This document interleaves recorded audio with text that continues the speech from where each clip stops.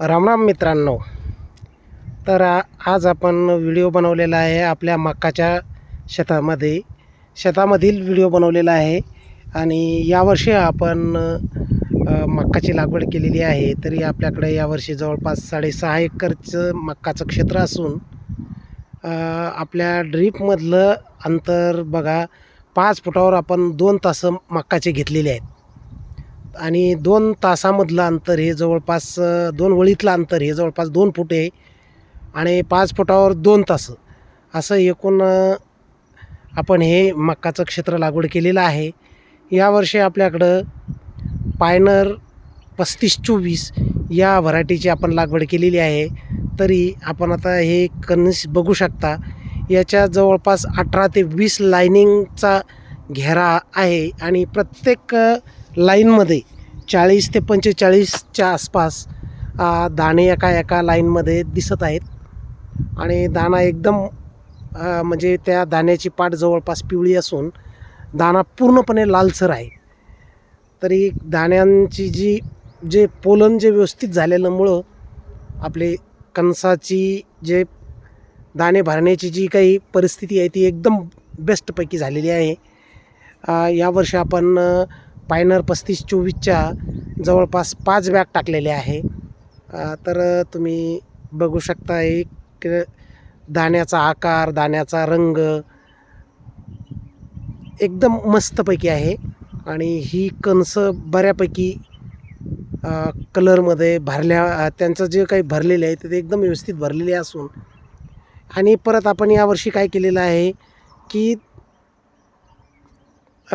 मक्काच्या कणसाच्या वरती एक पान ठेवून आपण शेंडा मारलेला आहे.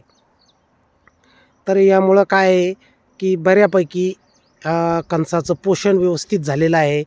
आणि परत ड्रीप असल्यामुळं आपण ड्रीपमधून व्यवस्थित फर्टिगेशन केलेलं आहे. कारण बऱ्याचशा खताचं फर्टिगेशन केल्यामुळं मक्काची संतुलित वाढ झालेली आहे. संतुलित खत मात्रा दिल्यामुळं चांगल्यापैकी हाईट पण चांगली मिळालेली होती यावर्षी मक्काला. आणि परत यावर्षी विषय राहिला हार्वेस्टिंगचा. तर आपण आमच्या मिसाळ मामाच्या हार्वेस्टरनं यावर्षी मक्काची हार्वेस्टिंग केलेली आहे.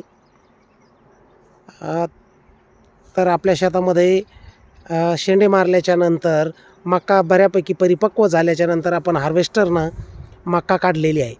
तर या हार्वेस्टरनं नुकसानीचं प्रमाण तर नाहीच आहे. एक हुकून चुकून थोडीफार कणसं उडून पाडतात, बस तेवढंच. काय थोडंफार नुकसान होतं, नाही तर शक्यतो नुकसान होतच नाही आहे. बऱ्यापैकी आता पाठीमागं आम्ही हार्वेस्टरच्या पाठीमागं फिरून बघितलं, परंतु कुठंच आपल्याला काय असं नुकसानीचं प्रमाण मोठ्या प्रमाणात दिसलं नाही. हुकून चुकून कुठंतरी कणसं पडलीत. आता हार्वेस्टिंग झाल्याच्या बाद आपण ते सर्व कणसं जमा करून घेणार आहोत. तर हे बघा तुम्ही, अशा स्वरूपाची आपली मक्का निघालेली आहे. फार कमी मॉइश्चर आहे मक्कामध्ये. आणि परत आता ही मक्का आपण आपल्या ट्रॅक्टरमध्ये भरून आपल्या घरी नेऊन आपण याचे गंज घालणार आणि त्याच्यानंतर याचं आपण मार्केटिंग करणार. हार्वेस्टरमधून जी मक्का निघत आहे तर ही एकदम बऱ्यापैकी स्वच्छ आहे. मक्कामध्ये अजिबात घाण नाही, काही नाही आहे. आणि परत मक्काचं फुटण्याचं प्रमाण नाही आहे. आणि त्याच्यानंतर आम्ही हार्वेस्टरच्या पाठीमागे फिरून बघितलं तर कुठंच नुकसान दिसत नाही.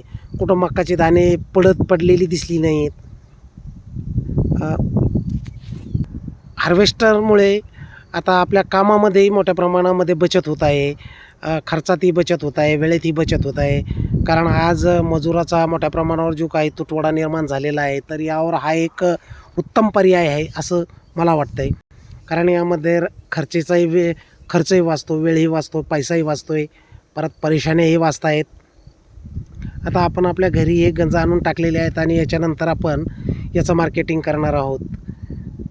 यावर्षी मक्काचा उतारा बऱ्यापैकी बेस्ट राहिलेला आहे. आणि आता ही जी मक्का आपण मार्केटला नेलेली आहे तर आपल्याला मार्केटला याचा भाव 3 टप्प्यामध्ये आपल्याला भाव भेटलेला आहे.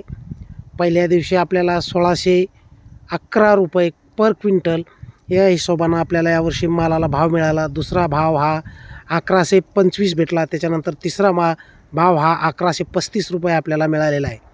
आणि यावर्षीचा उतारा जवळपास 2.5 ते पावणे 3 एकरमध्ये जवळपास 92 ते 95 क्विंटलचा उतारा आतापर्यंत आपल्याला मिळालेला आहे. यावर आपण समाधानी आहोत.